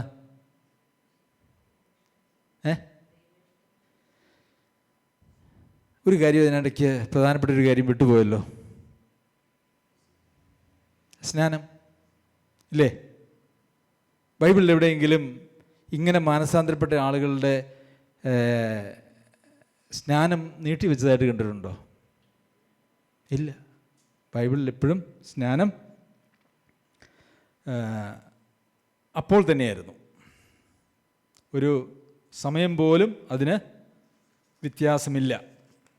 നമുക്ക് സ്നാനത്തെക്കുറിച്ച് ഞാനിങ്ങനെ ചിന്തിക്കുകയായിരുന്നു. സ്നാനത്തെക്കുറിച്ച് സഭകൾ തോറും, ഈ സുവിശേഷ വിഹിത സഭകൾ തോറും ഭയങ്കര ക്ലാസ്സുകളൊക്കെ നടത്തുന്നുണ്ട്. പക്ഷേ സ്നാനത്തെക്കുറിച്ച് അവർ പഠിപ്പിക്കുന്നതായിട്ടുള്ള ഒരു കാര്യവും ബൈബിളിലില്ല. ബൈബിളിലുള്ള ഒരു കാര്യവും അവർ പഠിപ്പിക്കുന്നില്ല. സ്നാനപ്പെടണം എന്നുള്ള ഒരു കാര്യം ഒഴികെ, അതായത് പിതാവും പുത്രൻ്റെയും പരിശുദ്ധാത്മാവിൻ്റെയും നാമത്തിൽ സ്നാനം കഴിപ്പിക്കണം എന്നുള്ളത് ഒഴികെ സ്നാനത്തെക്കുറിച്ച് പഠിപ്പിക്കുന്ന ഒന്നും ഈ സഭകളാരും പഠിപ്പിക്കുന്നില്ല. എന്നാൽ ബൈബിളിൽ ഇല്ലാത്തതായിട്ടുള്ള ഒത്തിരി കാര്യങ്ങൾ പഠിപ്പിക്കുന്നുമുണ്ട്. അപ്പോൾ സ്നാനത്തെക്കുറിച്ച് നമുക്ക് ഒന്ന് ചിന്തിക്കാം. അപ്പോസ്തല പ്രവൃത്തികൾ 19-ാം അധ്യായത്തിൽ അപ്പൊല്ലോസ് കൊരിന്തിലിരിക്കുമ്പോൾ പൗലോസ് ഉൾപ്രദേശങ്ങളിൽ കൂടി സഞ്ചരിച്ച് എഫെസോസിലെത്തി ചില ശിഷ്യന്മാരെ കണ്ടു. നിങ്ങൾ വിശ്വസിച്ചിട്ട് പരിശുദ്ധാത്മാവിനെ പ്രാപിച്ചു എന്നവരോട് ചോദിച്ചതിന് പരിശുദ്ധാത്മാവ് ഉണ്ടെന്ന് പോലും ഞങ്ങൾ കേട്ടിട്ടില്ല എന്നവർ പറഞ്ഞു. അപ്പോൾ ഇവിടെ എഫെസോസിലെത്തിയപ്പോൾ ചില ശിഷ്യന്മാരെ കണ്ടു എന്നാണ് പറഞ്ഞിരിക്കുന്നത്. ആരുടെ ശിഷ്യന്മാരെന്ന് അവിടെ പറഞ്ഞിട്ടില്ല. അത് വായിച്ചു പോകുമ്പോൾ നമുക്ക് മനസ്സിലാകും. ചില ശിഷ്യന്മാരെ കണ്ടു. അപ്പോൾ നിങ്ങൾ വിശ്വസിച്ചിട്ട്, അപ്പോൾ ശിഷ്യന്മാരെ കണ്ടപ്പം ഇവർ വിശ്വസിച്ചവരാണ് എന്നാണ് ഈ പൗലോസ് അപ്പോസ്തലനൊക്കെ തോന്നിയത്. എന്തുകൊണ്ടാണ് അങ്ങനെ തോന്നിയേ? അവരുടെ ജീവിതത്തിൽ കുറച്ച് മാറ്റമൊക്കെ ഉണ്ടായിരുന്നു. അവർ നല്ല കാര്യങ്ങൾ പ്രസംഗിക്കുകയും ഒരുവിധം നല്ല നിലയിൽ ജീവിക്കുകയും ചെയ്യുന്നതായിട്ടുള്ള ആളുകളാണ്. അതുകൊണ്ട് പൗലോസ് അപ്പോസ്തലൻ തെറ്റിദ്ധരിച്ചു, ഇവർ വിശ്വസിച്ചവരാണ് എന്ന് തെറ്റിദ്ധരിച്ചു. എന്നിട്ട് അവരോട് ചോദിക്കുക, നിങ്ങൾ വിശ്വസിച്ചിട്ട് പരിശുദ്ധാത്മാവിനെ കിട്ടിയോ? അപ്പോൾ ഇവർ പറയുക, പരിശുദ്ധാത്മാവുണ്ട് എന്ന് പോലും ഞങ്ങൾ കേട്ടിട്ടേ ഇല്ല. അപ്പം പൗലോസിൻ്റെ ചോദ്യം എന്താ? എന്നാൽ ഏതായിരുന്നു നിങ്ങളുടെ സ്നാനം? അതിൻ്റെ അർത്ഥം എന്താ? അപ്പോൾ സ്നാനമേറ്റാൽ നിങ്ങൾ പരിശുദ്ധാത്മാവിനെക്കുറിച്ച് കേൾക്കാതിരിക്കാൻ പറ്റില്ല. അപ്പോൾ സ്നാനവും പരിശുദ്ധാത്മാവുമായിട്ട് ഒരു ബന്ധമുണ്ടല്ലേ? ഈ വാക്യം മാത്രമല്ല, വേറെ ധാരാളം വാക്യമുണ്ട്. ശരി, അപ്പോൾ പരിശുദ്ധാത്മാവിന് കിട്ടിയിട്ടില്ല എന്ന് പറഞ്ഞാൽ, അല്ലെങ്കിൽ പരിശുദ്ധാത്മാവില്ല എന്നോ കേട്ടിട്ടില്ല എന്നോ കിട്ടിയിട്ടില്ല എന്നോ പറഞ്ഞാൽ ആദ്യം ചോദിക്കേണ്ട ചോദ്യം ഏതാണ്? നിങ്ങളുടെ സ്നാനം ഏതായിരുന്നു? അപ്പോൾ ഇവർ പറഞ്ഞു, യോഹന്നാൻ്റെ സ്നാനം അല്ലേ, എന്നല്ലേ പറഞ്ഞേ? ചോദിച്ചിന് യോഹന്നാൻ്റെ സ്നാനം എന്നവർ പറഞ്ഞു. അതിന് പൗലോസ്, യോഹന്നാൻ മാനസാന്തര സ്നാനം അത്രേ കഴിപ്പിച്ചത്, തൻ്റെ പിന്നാലെ വരുന്നവനായ യേശുവിൽ വിശ്വസിക്കണമെന്ന് ജനത്തോട് പറഞ്ഞു എന്ന് പറഞ്ഞു. അപ്പോൾ യോഹന്നാൻ മാനസാന്തര സ്നാനം പ്രസംഗിച്ചു, ഇവർ മാനസാന്തരപ്പെട്ടു, ഇവർ നല്ല ജീവിതം ജീവിക്കുന്നു. ഇങ്ങനെയുള്ള ഇവരോട് പറയുകയാണ്, യോഹന്നാൻ മാനസാന്തര സ്നാനമാണ് കഴിപ്പിച്ചത്, അത് വേറൊരു സ്നാനമാണ്. പക്ഷേ യോഹന്നാൻ പറഞ്ഞു, തൻ്റെ പിന്നാലെ വരാൻ ആഗ്രഹിക്കുന്ന, തന്നിൽ പിന്നാലെ വരുന്നവനിൽ യേശുവിൽ വിശ്വസിക്കണമെന്ന് യോഹന്നാൻ പറഞ്ഞു എന്ന് പറഞ്ഞു. അപ്പോൾ ഇവർ യേശുവിൽ വിശ്വസിച്ചിരുന്നവരല്ല, ഇവർ യോഹന്നാൻ്റെ ശിഷ്യന്മാരായിരുന്നു എന്നറിയാമല്ലോ. അപ്പോൾ എന്താ സംഭവിച്ചേ? ഇത് കേട്ടാറെ അവർ കർത്താവായ യേശുവിൻ്റെ നാമത്തിൽ സ്നാനമേറ്റു. അപ്പോൾ ഇവരോട് എന്തെന്നാ പറഞ്ഞേ? നിങ്ങൾ തൻ്റെ പിന്നാലെ വരുന്നവനിൽ വിശ്വസിക്കണമെന്നാണ് യോഹന്നാൻ പറഞ്ഞിരുന്നതെന്ന് പറഞ്ഞപ്പോൾ ഇവരെന്താ ഏറ്റത്? സ്നാനമേറ്റു. ആത്മാവ് അവരുടെ മേൽ വന്നു. പ്രിയമുള്ളവരെ, ഇവിടെയും അവരുടെ ദൈവഭക്തിയും സാക്ഷ്യവും നമുക്ക് കാണാനായിട്ട് കഴിയും. യേശുവിൽ വിശ്വസിക്കണമെന്ന് പറഞ്ഞു, അവർ യേശുവിൽ വിശ്വസിച്ചു എന്ന് എഴുതാതെ അവർ സ്നാനപ്പെട്ടു എന്നാണ് എഴുതിയിരിക്കുന്നത്. സ്നാനം എന്ന് പറയുന്നത് രക്ഷയ്ക്ക് ഭയങ്കര പ്രാധാന്യമുള്ള ഒരു കാര്യമാണ്. ഇത് പറഞ്ഞാൽ ഇന്ന് അനേകരും അത് സമ്മതിക്കുകയില്ല. പക്ഷേ വചനത്തിൽ അങ്ങനെ മാത്രമേ ഉള്ളൂ. റോമർക്ക് എഴുതിയ ലേഖനം 6-ാം അധ്യായത്തിൽ നമ്മൾ പലപ്പോഴും പഠിക്കുന്നതാണ്. സ്നാനത്തെക്കുറിച്ച് പഠിപ്പിക്കുമ്പോഴും നമ്മളത് ചെയ്യുന്നതാണ്. സ്നാനത്തിൽ എന്താണ് സംഭവിക്കുന്നത് എന്നുള്ളത് അവിടെ വ്യക്തമായിട്ട് നമുക്ക് കാണാനായിട്ട് കഴിയും. കർത്താവായ യേശു ക്രിസ്തുവിനോട് കൂടെ മരിച്ച് അടക്കപ്പെടുന്നതായിട്ടുള്ള ഒരു ശുശ്രൂഷ, അവനോട് കൂടെ മരിക്കുക എന്നുള്ളതാണ് ക്രിസ്തീയ ജീവിതത്തിൻ്റെ ആദ്യഘട്ടമെന്ന് ഒരാൾ മറുപടി പറഞ്ഞല്ലോ. അപ്പോൾ കർത്താവായ യേശു ക്രിസ്തുവിനോടുകൂടെ മരിച്ച് കർത്താവായ യേശു ക്രിസ്തുവിൻ്റെ ജീവൻ നമ്മളിലേക്ക് വരുന്നത് എന്തുവഴിയാണ്? ഈ സ്നാനപ്പെടുമ്പോഴാണ്. അപ്പോൾ പരിശുദ്ധാത്മാവ് നമ്മളുടെ മേൽ വന്നു. പാപത്തെക്കുറിച്ചും നീതിയെക്കുറിച്ചും ന്യായവിധിയെക്കുറിച്ചും മാനസാന്തരത്തെക്കുറിച്ചും വിശ്വാസത്തെക്കുറിച്ചും ഒക്കെ എല്ലാ ബോധ്യങ്ങളും നമുക്ക് നൽകി. നമ്മളതെല്ലാം വിശ്വസിച്ചു, നമ്മൾ കർത്താവിനെ സ്വീകരിച്ചു, നമ്മൾ സ്നാനപ്പെട്ടു. ഈ സ്നാനത്തിൽ നമ്മൾ മരിക്കുകയാണ് എന്ന് വെച്ചാൽ നമ്മളെ സമ്പൂർണമായി ദൈവത്തിന് സമർപ്പിക്കുകയാണ്. ഒരല്പം പോലും വയ്ക്കാതെ നമ്മെ ദൈവത്തിന് സമ്പൂർണമായിട്ട് സമർപ്പിക്കുകയാണ്. അപ്പോഴെന്താ സംഭവിക്കുന്നത്? ഒരു സുപ്രധാന കാര്യം സംഭവിക്കുന്നു. പരിശുദ്ധാത്മാവ് നമ്മുടെ മേൽ വന്ന് നമ്മളെ വിശ്വാസത്തിന് സഹായിച്ചതായിട്ടുള്ള പരിശുദ്ധാത്മാവ് നമ്മെ വീണ്ടെടുപ്പ് നാളിനായിട്ട് മുദ്രയിട്ട് നമ്മളിൽ വസിക്കുവാനായിട്ട് തുടങ്ങുന്നു.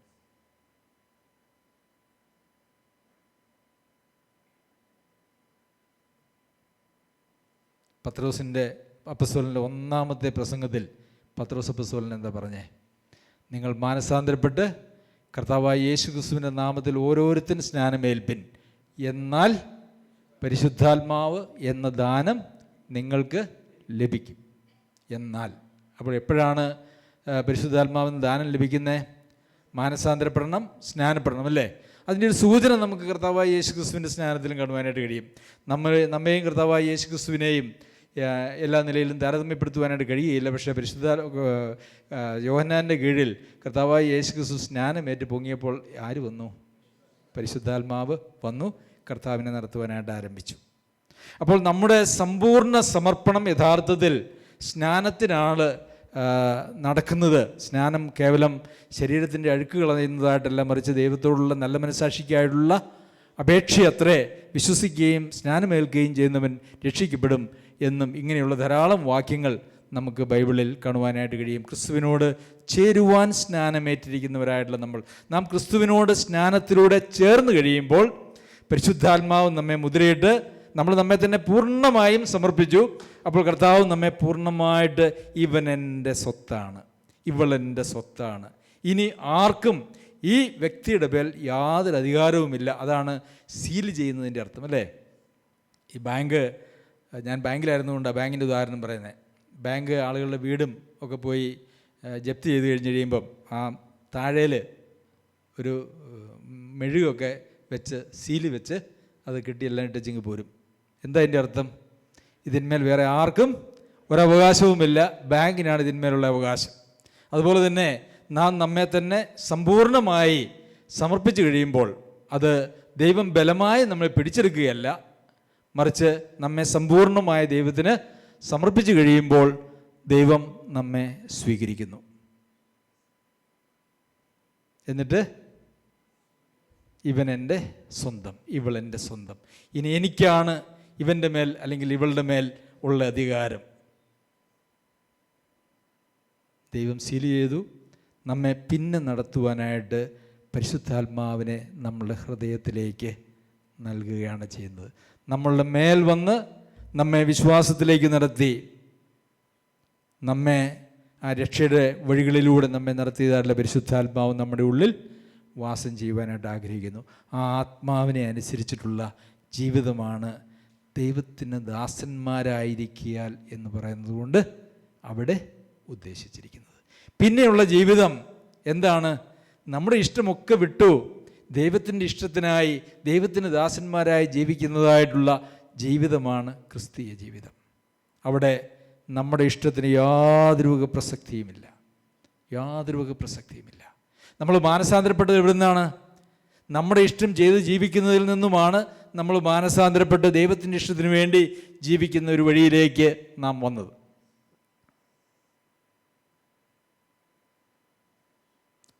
പ്രിയമുള്ളവരെ, നാം ഇങ്ങനെ ഉള്ള ഒരു മാനസാന്തരത്തിലൂടെ നാം കടന്നു വന്നിട്ടുണ്ടോ? ഉണ്ടെങ്കിൽ പാപത്തിൽ നിന്ന് സ്വാതന്ത്ര്യം പ്രാപിച്ചിട്ടുണ്ട്. ഇല്ലെങ്കിൽ പാപത്തിൽ നിന്ന് സ്വാതന്ത്ര്യം പ്രാപിച്ചിട്ടില്ല. നാം എത്ര കൈകാലിട്ടടിച്ചാലും, ഈ ലോകത്തിൽ നാം എത്ര കൈകാലിട്ടടിച്ചാലും നമ്മളുടെ ജീവിതത്തിൽ ദൈവത്തിനൊന്നും പ്രവർത്തിക്കാനായിട്ട് കഴിയുകയില്ല. കാരണം പാപത്തിൽ നിന്ന് സ്വാതന്ത്ര്യം പ്രാപിച്ച് ദൈവത്തിന് ദാസന്മാരായി തീർന്ന് ദൈവാത്മാവിൻ്റെ സീലും ദൈവാത്മാവിൻ്റെ അധിവാസവും ആ ആത്മാവിനെ അനുസരിച്ച് നടക്കുവാനായിട്ടുള്ള ഒരു ജീവിത വഴിയിലേക്കും വരാതെ നമ്മൾ മുമ്പോട്ട് പോയാൽ എന്നും നമുക്ക് പറയാനുള്ള ഒരൊറ്റ കാര്യം ഉണ്ടാവുള്ളൂ: അയ്യോ, ഞാൻ അരിഷ്ട മനുഷ്യൻ, ന്യായപ്രമാണ കാലത്ത് ജീവിച്ചിരിക്കുന്ന ഒരു മനുഷ്യൻ പറയുന്നത് പോലെ നമുക്ക് നമ്മുടെ ജീവിതാന്ത്യം വരെ പറഞ്ഞുകൊണ്ട് നടക്കാം, അയ്യോ ഞാൻ അരിഷ്ട മനുഷ്യൻ, പാപത്തിന് ദാസനായി വിൽക്കപ്പെട്ടവൻ തന്നെ. ഒന്നും ശരിയാകുന്നില്ല, ഒന്നും ശരിയായിട്ടില്ല. ഞാൻ ആഗ്രഹിക്കുന്ന പോലെ ഞാൻ ഒത്തിരി പ്രസംഗങ്ങൾ കേട്ടു, എനിക്ക് ഒത്തിരി നല്ല ആഗ്രഹങ്ങളൊക്കെ വന്നു, പക്ഷേ എന്നെക്കൊണ്ട് സാധിക്കുന്നില്ല. എന്തുകൊണ്ടാണ് സാധിക്കാത്തത്? ആ പാപത്തിൽ നിന്ന് നാം സ്വാതന്ത്ര്യം പ്രാപിച്ചിട്ടില്ല. നമ്മൾ കേട്ടിട്ടുള്ള സുവിശേഷം എന്താണെന്നറിയാമോ? നമ്മൾ കേട്ടിട്ടുള്ള സുവിശേഷം ഇങ്ങനെയാണ്: നിങ്ങളിങ്ങനെയൊക്കെ പോയാൽ ചിലപ്പം നരകത്തിലായിരിക്കും ഇങ്ങോട്ട് പോണേ. നരകത്തിൽ പോകാൻ ഇഷ്ടമുണ്ടോ? ഇല്ല, എനിക്ക് സ്വർഗത്തിൽ പോകണം. സ്വർഗത്തിൽ പോകണമെങ്കിൽ എന്ത് ചെയ്താൽ മതി? യേശു നിൻ്റെ പാപത്തിന് വേണ്ടി മരിച്ചു എന്നുള്ളത് വിശ്വസിച്ച് യേശുവിനെ രക്ഷിതാവും കർത്താവുമായിട്ടങ്ങ് സ്വീകരിച്ചാൽ മതി. അതിന് കുഴപ്പമില്ല, ഞാൻ സ്വീകരിക്കാം. സൺഡേ സ്കൂൾ ടീച്ചർ ചിലപ്പോൾ പിള്ളേർക്ക് 5-6 വയസ്സുള്ള പിള്ളേർക്ക് ഇങ്ങനെ പറഞ്ഞു കൊടുക്കും. ആ പിള്ളേർ അയ്യോ ഞാൻ റെഡിയാണ്, ഞാൻ സ്വീകരിക്കാൻ റെഡിയാണ്. അപ്പം ഒരു പ്രാർത്ഥന ഇങ്ങ് ചൊല്ലി കൊടുക്കും, ഞാൻ നിന്നെ എൻ്റെ രക്ഷിതാവും കർത്താവുമായിട്ട് സ്വീകരിക്കുന്നു. സ്വീകരിക്കുന്നു, ശരി, നീ ഇന്ന് രക്ഷിക്കപ്പെട്ടു. അവൻ്റെ ഒരു ബൈബിളും കൊടുത്ത് ആ ബൈബിളിൽ അവൻ്റെ രക്ഷയുടെ ഒരു വാക്യവും ആ ഡേറ്റും എഴുതി സമ്മാനിച്ചിട്ട് അവനെ രക്ഷിക്കപ്പെട്ടവനായിട്ട് അല്ലെങ്കിൽ അവളെ രക്ഷിക്കപ്പെട്ടവനായിട്ട് അങ്ങ് പ്രഖ്യാപിക്കുന്നു. അങ്ങനെ തന്നെ അങ്ങോട്ട് മുമ്പോട്ട് പോകുന്നു. പിന്നെ ഒരു കാര്യം കൂടെ പഠിപ്പിക്കും, നീ രക്ഷിക്കപ്പെട്ടു കേട്ടോ, ഇനി നിനക്കൊന്നും സംഭവിക്കില്ല, രക്ഷ ഒരിക്കലും നഷ്ടപ്പെടുകയില്ല. പ്രിയമുള്ളവരെ, ആ ഒരു പഠിപ്പീരൻ്റെ ഏറ്റവും വലിയ ദോഷം എന്നാണെന്നറിയാമോ? രക്ഷിക്കപ്പെടാത്തതായിട്ടുള്ള ആളുകൾക്ക് രക്ഷിക്കപ്പെടാനുള്ള വാതിൽ ജീവിതാന്ത്യം വരെ അടച്ചു കളഞ്ഞു. അവസാനം വരെ അവൻ രക്ഷിക്കപ്പെടുകയില്ല എന്ന് ഈ സുവിശേഷം പറയുന്നതായിട്ടുള്ള ആളുകൾ ഉറപ്പ് വരുത്തിയിട്ടേ അവിടെ നിന്ന് വിടുകയുള്ളൂ. ഇതാണ് വ്യാജമായിട്ടുള്ള സുവിശേഷം എന്ന് പറയുന്നത്. മനുഷ്യപുത്രൻ ഭൂമിയിൽ വരുമ്പോൾ വിശ്വാസം കണ്ടെത്തുമോ? പ്രിയമുള്ളവരെ, ക്രിസ്തീയ ജീവിതത്തിൻ്റെ ഏറ്റവും അടിസ്ഥാനപരമായിട്ടുള്ള കാര്യം എന്ന് പറയുന്നത് പാപത്തിൽ നിന്ന് നമുക്ക് സ്വാതന്ത്ര്യം പ്രാപിക്കുക എന്നുള്ളതാണ്.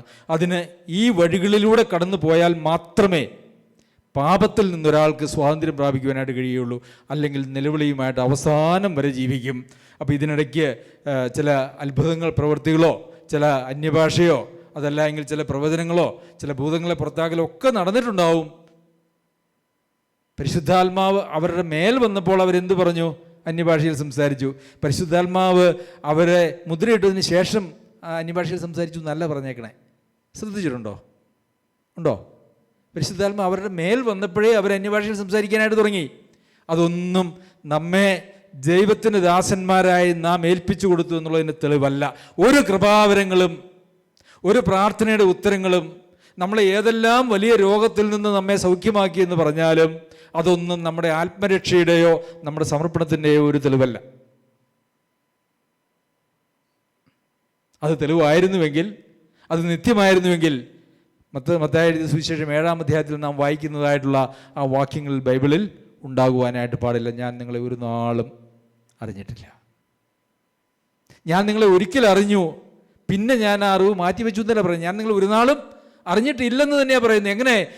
ആത്മീയമായിട്ടുള്ള കൃപാവരങ്ങൾ ഉപയോഗിച്ച് ദൈവത്തെ ശുശ്രൂഷിച്ച, ദൈവജനത്തെ സേവിച്ചതായിട്ടുള്ള ആളുകളെക്കുറിച്ച് പറയും, ഞാൻ നിങ്ങളെ ഒരു നാളും അറിഞ്ഞിട്ടേ ഇല്ല. പ്രിയമുള്ളവർ, എത്ര ക്രൂരമാണ് അല്ലെങ്കിൽ എത്ര ഘോരമാണ് ആ വാക്കുകൾ ദൈവസന്നിധിയിൽ നിന്ന് കേൾക്കുക എന്ന് പറയുന്നത്. നാം നമ്മുടെ ഹൃദയത്തിൽ നമ്മെക്കുറിച്ച് ഒന്ന് പരിശോധന, ആഴമായ ഒരു പരിശോധന നടത്തണം. നാം യഥാർത്ഥത്തിൽ പാപത്തിൽ നിന്ന് സ്വാതന്ത്ര്യം പ്രാപിച്ചിട്ടുണ്ടോ? നമ്മെ സമർപ്പിക്കുമ്പോൾ ഞാൻ എന്നെ സമർപ്പിക്കുന്നു പോരാ, ഞാൻ എന്നെയും എനിക്കുള്ളതിനെയും എനിക്കുള്ളവരെയും ഒക്കെ ഞാൻ സമർപ്പിക്കുന്നു, അല്ലേ? അതാണ് വേണ്ടത്. അല്ലാതെ ഞാൻ എന്നെ അങ്ങ് സമർപ്പിച്ചേക്കാം, എൻ്റെ സമ്പത്തും എൻ്റെ ബന്ധങ്ങളും ഒക്കെ അവിടെ കിടക്കും, എനിക്ക് അതിനോടൊക്കെ ഒരു വലിയ അറ്റാച്ച്മെൻ്റ് ഉണ്ട്, അതൊക്കെ കഴിഞ്ഞിട്ടുള്ളൊരു ബന്ധമല്ല ദൈവം നമ്മിൽ നിന്നും ആഗ്രഹിക്കുന്നത്. ദൈവം നമ്മിൽ ആഗ്രഹിക്കുന്നത് പൂർണ്ണ ഹൃദയം, പൂർണ്ണ മനസ്സ്, പൂർണ്ണ ശക്തി, പൂർണ്ണാത്മാവ്. ഈ പൂർണ്ണ മുഴുവൻ ദൈവത്തിന് കൊടുത്താൽ പിന്നെ എവിടെയെങ്കിലും ബാക്കി ശേഷിച്ചിട്ടുണ്ടോ? ഉണ്ടോ? മറ്റുള്ളവർക്ക് കൊടുക്കാനായിട്ട്, മറ്റുള്ളതിനോ മറ്റുള്ളവർക്കോ കൊടുക്കാനായിട്ട് എവിടെയെങ്കിലും എന്തെങ്കിലും ശേഷിച്ചിട്ടുണ്ടോ? ഒന്നും ശേഷിച്ചിട്ടില്ല. അതാണ് സമ്പൂർണമായ ഒരു സമർപ്പണം ഉണ്ടെങ്കിൽ മാത്രമേ ദൈവത്തിൻ്റെ ആ മുദ്ര നമ്മിൽ വയ്ക്കുകയുള്ളൂ. നമ്മൾ വിചാരിച്ചുകൊണ്ടിരിക്കുന്നത് ഞാനൊന്നങ്ങ് ഏറ്റു പറഞ്ഞാൽ ദൈവം അതിൽ പ്രസാദിച്ച് ആ മുദ്രയും വെച്ച് ദൈവം അങ്ങ് മാറി, പിന്നെ എനിക്ക് എൻ്റെ സൗകര്യം പോലെ ജീവിക്കാം എന്നുള്ളൊരു കാഴ്ചപ്പാടോടുകൂടിയാണ് കൂമ്പാറയിലുള്ള സഭയിലെ വിശ്വാസികൾ ജീവിക്കുന്നതെങ്കിൽ അങ്ങനെയൊന്നും നടക്കില്ല. വചനത്തിൽ അങ്ങനെ ഒരു സൂചന പോലുമില്ല. എന്തെല്ലാം തെറ്റായിട്ടുള്ള ഉപദേശങ്ങൾ നാം നമ്മുടെ ജീവിതത്തിൽ കഴിഞ്ഞ കാലങ്ങളിൽ കേട്ടിട്ടുണ്ടോ, നാം അംഗമായിരുന്ന മതങ്ങളിലോ സഭകളിലോ ഉള്ളവർ എന്തെല്ലാം പറഞ്ഞിട്ടുണ്ടോ, നിങ്ങൾ യൂട്യൂബിൽ നിന്ന് എന്തെല്ലാം കേൾക്കുന്നുണ്ടോ, അതൊന്നും പ്രസക്തമല്ല. ഇന്ന് ടി വിയും യൂട്യൂബും ഒക്കെ തുറന്നാൽ നിങ്ങളെ ഉന്മാദത്തിലേക്ക് കൊണ്ടുപോകുവാൻ നിങ്ങൾക്ക് ധാരാളം സന്ദേശങ്ങൾ ഇവിടെ കിട്ടും. പക്ഷേ പ്രിയമുള്ളവരെ, അടിസ്ഥാനപരമായിട്ടുള്ള പാപത്തിൽ നിന്നുള്ള സ്വാതന്ത്ര്യവും ക്രിസ്തീയ ജീവിതവും എന്ന് പറയുന്നത് അവിടെ പ്രസംഗിക്കുന്ന 95% പ്രസംഗങ്ങളിലും ഇല്ലാത്തതായിട്ടുള്ള കാര്യങ്ങളാണ്.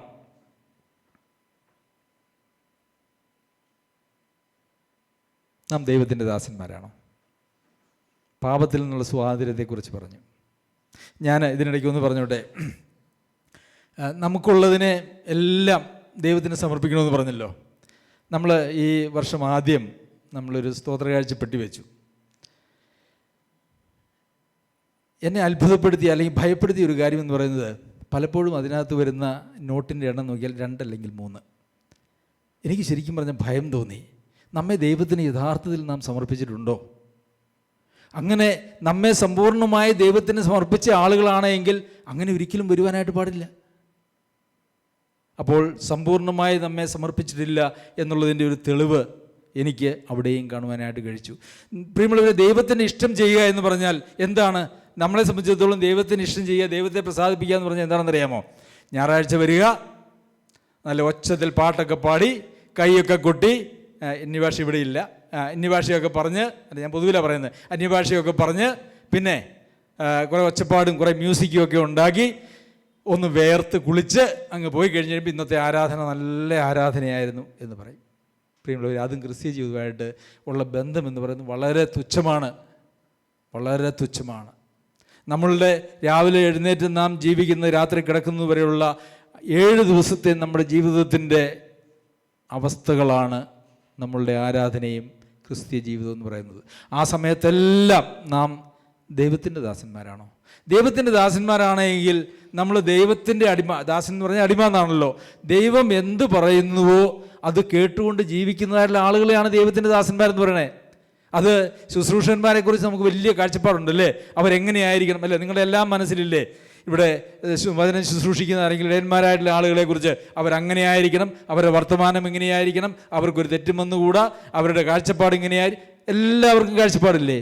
നിങ്ങളെല്ലാവരും ദൈവത്തിൻ്റെ ശുശ്രൂഷന്മാരാണ്. നിങ്ങൾ നിങ്ങളുടെ ഇടയന്മാരെ കുറിച്ച് എന്തെല്ലാം ചിന്തിക്കുന്നുവോ അതെല്ലാം നിങ്ങൾക്ക് നിങ്ങളെ തന്നെ ചിന്തിക്കേണ്ട കാര്യങ്ങളാണ്.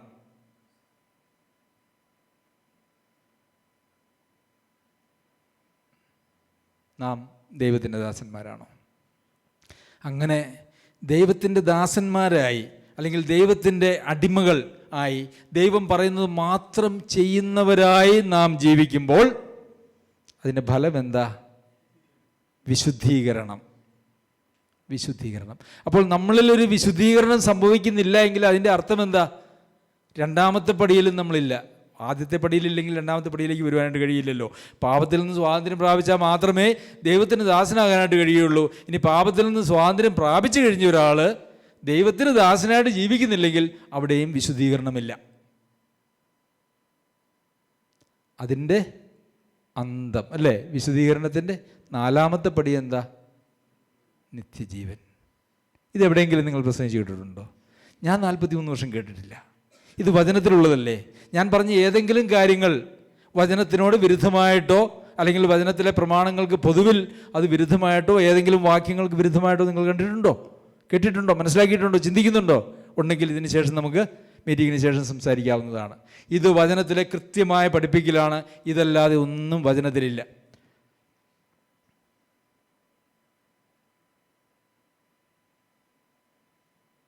അതിൻ്റെ അന്തം നിത്യജീവൻ.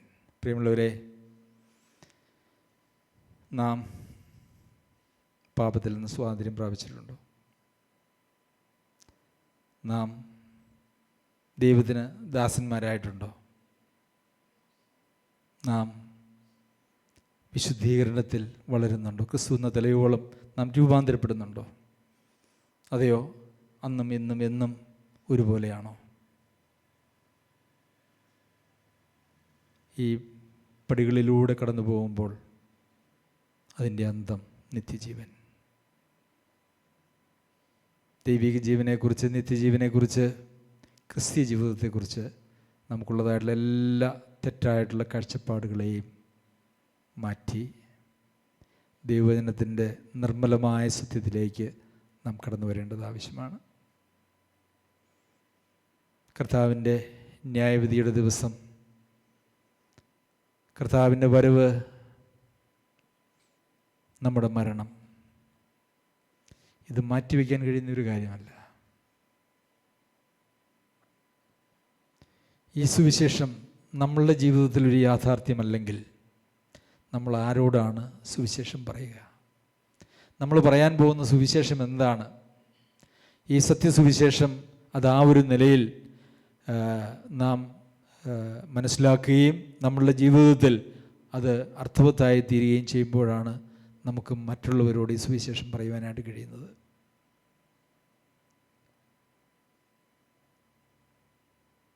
അതിന് നാം തന്നെ ആദ്യം പാപത്തിൽ നിന്ന് സ്വാതന്ത്ര്യം പ്രാപിച്ച് ദൈവത്തിന് ദാസന്മാരായി തീരണം. ഈ കാര്യങ്ങളൊക്കെ ഉൾപ്പെടുത്തി ഈ നിർമ്മലമായ സുവിശേഷം അത് നമ്മളിതിനു മുമ്പും പ്രസംഗിച്ചിട്ടുണ്ട്. അതിൻ്റെ ക്ലാസ്സുകൾ യൂട്യൂബിൽ ലഭ്യമാണ്. അത് നമ്മുടെ പരിചയക്കാർക്കും കൂട്ടുകാർക്കും അയൽവാസികൾക്കും ഒക്കെ അയച്ചു കൊടുക്കുവാൻ ആവശ്യപ്പെട്ട് ഗ്രൂപ്പിൽ ഇട്ടിട്ടുണ്ട്. എത്ര പേര് ആ സന്ദേശങ്ങൾ ആർക്കൊക്കെ അയച്ചു കൊടുത്തു? നമ്മുടെ ബന്ധുക്കളോടും കൂട്ടുകാരോടും അയൽവാസികളോടും ഒക്കെ എല്ലാവർക്കും സ്മാർട്ട് ഫോണുള്ളൊരു കാലഘട്ടമാണ്. ഇന്ന് അവരുടെ വീട്ടിൽ പോയി നിന്ന് പ്രസംഗിച്ചാലോ കവലെ പോയി നിന്ന് പ്രസംഗിച്ചാലോ ഒന്നും കേൾക്കാനും മനസ്സിലാക്കാനും ഒന്നുള്ള ഒരു മനോഭാവത്തിലുള്ള ആളുകളല്ല ഇന്നത്തെ ആളുകൾ, ഈ കാലഘട്ടത്തിലെ ആളുകൾ. സഭകളിൽ പോലും വിശ്വാസമില്ലാതിരിക്കുന്നതായിട്ടുള്ളൊരു കാലഘട്ടം. എത്ര പേരത് അയച്ചു കൊടുത്തിട്ടുണ്ട്, എത്ര പേരതിൻ്റെ പിന്നാലെ പോയിട്ടുണ്ട്, എത്ര പേരത് ഉപയോഗിച്ചിട്ടുണ്ട്. പ്രിയമുള്ളവരെ, നാം ദൈവത്തിന് ദാസന്മാരാണെങ്കിൽ നമ്മുടെ ജീവിതത്തിൽ നമുക്കൊരൊറ്റ ഇഷ്ടമേ ഉള്ളൂ, ദൈവേഷ്ടം. നമ്മളെന്തെങ്കിലും വൈകുന്നേരം നമ്മളുടെ ജീവിതത്തെ പരിശോധിക്കുമ്പോൾ ഞാൻ ദൈവമേ തെറ്റിപ്പോയി, ഞാൻ ദൈവേഷ്ടമല്ല എൻ്റെ ഇഷ്ടമാണ് ഞാൻ ചെയ്ത് ജീവിച്ചതെന്ന്, അല്ലെങ്കിൽ ഞാൻ ചെയ്തത് എൻ്റെ ഇഷ്ടമാണ്, ദൈവേഷ്ടം ചെയ്യാതെ ഇരുന്നതിൽ ഞാൻ തെറ്റിപ്പോയി എന്ന് നമ്മൾ എന്തെങ്കിലും മാനസാന്തരപ്പെട്ടിട്ടുണ്ടോ? ദൈവാത്മാവ് നമ്മിൽ വെളിപ്പെടുത്തുന്നതും നമ്മെ ബോധ്യപ്പെടുത്തുന്നതുമായിട്ടുള്ള പാപം എന്ന് പറയുന്നത് ചില പാപങ്ങളല്ല, മറിച്ച് നാം എവിടെ തെറ്റിയിരിക്കുന്നു എന്നുള്ളതാണ്. നമുക്ക് നമ്മുടെ തലകളെ ദൈവസന്നിധിയിൽ വണക്കാം, നമ്മളെ തലകളെ താഴ്ത്താം. നമുക്ക് ദൈവത്തോട് ഏറ്റുപറയാം, നമുക്ക് മാനസാന്തരപ്പെടാം.